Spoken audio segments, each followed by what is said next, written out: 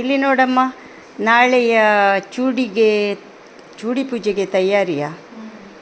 ನಮ್ಮದು ಚೂಡಿ ಪೂಜೆ ಸ್ವಲ್ಪ ಇದು ಪೋಸ್ಟ್ಪೋನ್ ಆಗಿ ನೋಡಿ, ಚಂದ ಸೀರೆ ಉಡಿಸಿದ್ದಾಳೆ ನಮ್ಮ ಸೊಸೆ.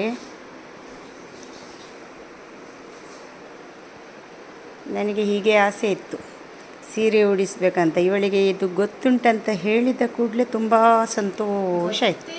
ಹೌದಂತೆ, ಗೊತ್ತಿಲ್ಲ ಅಂತೆ.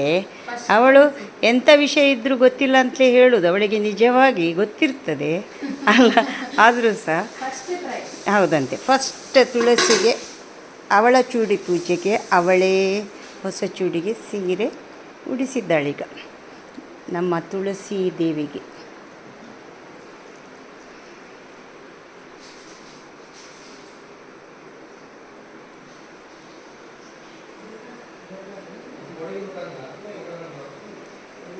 ನಾಳೆ ದೇವರ ದಯದಲ್ಲಿ ಒಳ್ಳೆ ರೀತಿಯಲ್ಲಿ ನಮ್ಮ ತುಳಸಿ ಪೂಜೆ, ಒಂದು ಚೂಡಿ ಪೂಜೆ, ಹೊಸ ಚೂಡಿ ಪೂಜೆ.